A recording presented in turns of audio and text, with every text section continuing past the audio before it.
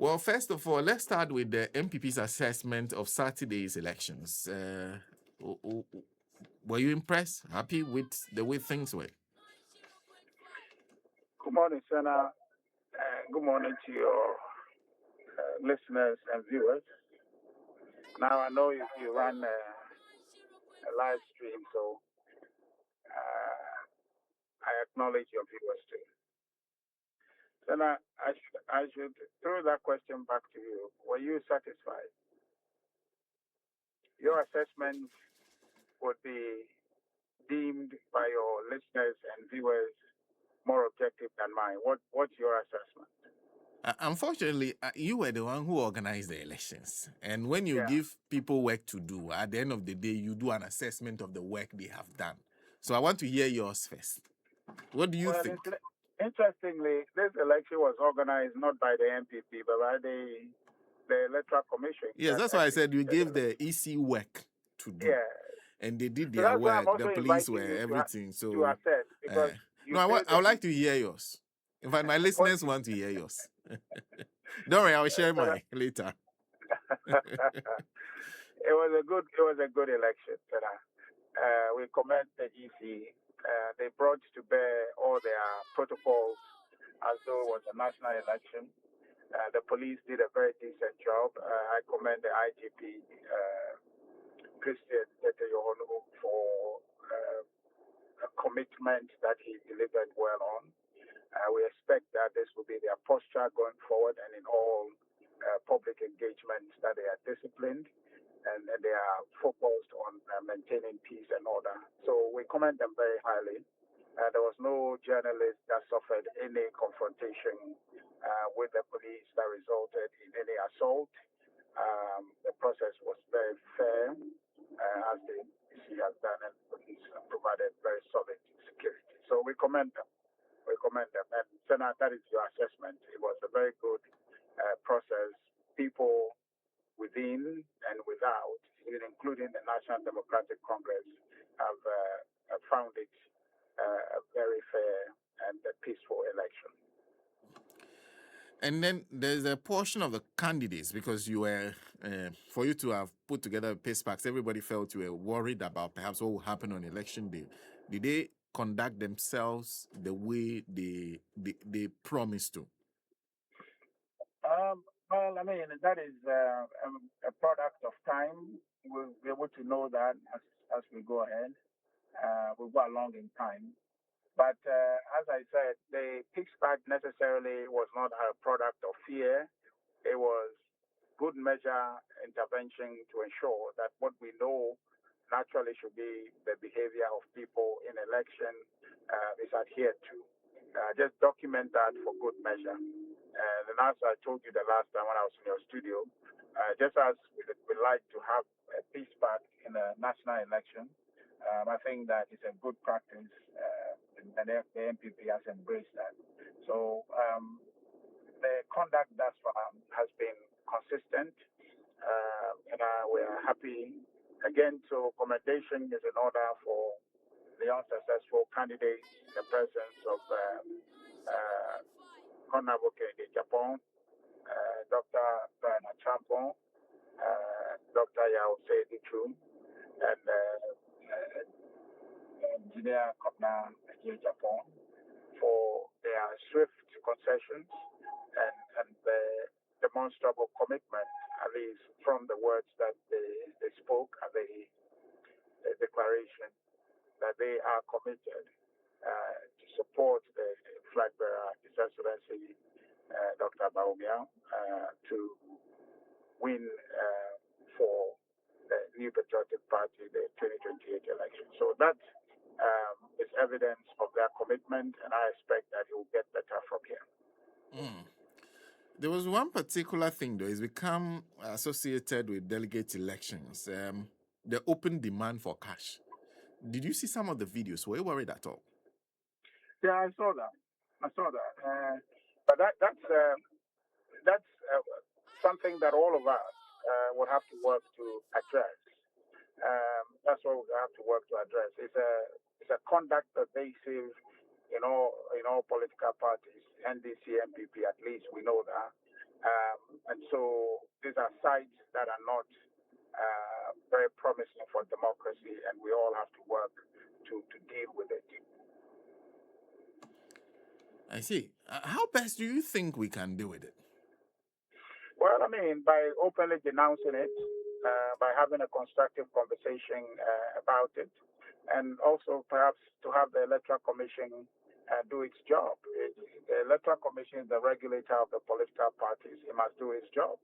I think that it takes away control from the people, which is the ability, the uninterrupted, uninfluenced power I have, you have, Senna, to select who you want to lead you in conscience or according to conscience, resulting from your objective assessment of vision that is cast by the individual and the demand of time, seeing that that person is best fit to do the job, then you cast vote for the person according to conscience to do the job. And if they fail, you can hold them accountable as democracy demands. But then where you have uh, money moderating your behavior, it becomes difficult to be objective, and also difficult to hold people such as you have elected on account of inducement to account. And that, for me, is not very promising for democracy. Again, I said that this is conduct that we hear after both MPP election and DC election. How do we deal with it sustainably to make sure that democracy is given its full force, which is the power of the people to select, and so that when we have selected people, elected people into office, they know they owe us their allegiance in terms of delivery, in terms of making sure that they live to their mandate, and that is the only power that the people have, and that should not be diluted by any inducement. And from our last conversation, is the candidate who won the one you voted for? Absolutely. So you I voted for told Dr. you. Baumia? I told you that the person I vote for would win. Okay. So you voted for Dr. Baumia? I won't shy away from it. I think that's what I did. Okay. But that's an interesting. But I'll come back there. But first, let me ask you: was But there anybody do whose you have any performance questions surprised you? about that? Was there anybody whose performance surprised you? Oh, I think that the whole election was good, was very revealing. It revealed that the delegates of our party are clear in what direction they want to go, and that they are focused on the task ahead of the party, which is to prosecute the successful campaign in 2028. So that being the case, I was surprised by the decidedness of the delegates, and that for me was a surprise, not of any candidate, but also the idea that it was peaceful.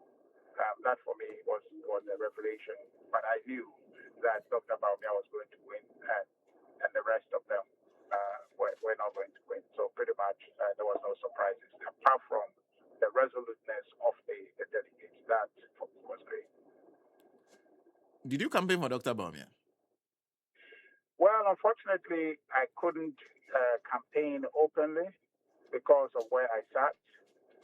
There was a directive that persons in my position should not openly declare. So I adhered to that to the letter very strictly. And remember, that's why when I came to your studio, I couldn't pronounce who I was going to vote for or campaign for anybody, except to tell you that the person I vote for would win, which is the reason why I have to answer your question straightforward today, who I voted for, because naturally that's fair to say because I made that promise to you.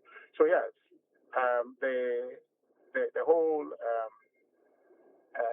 election for me, and I'm happy that you would also conclude that was peaceful. That for me is very exciting for me, and today I'm a happy person. see. What happens next? Because now you have a flag bearer. Is there any roadmap on the table as to where do you go to chairmanship or do you go back down to the polling station? What happens next?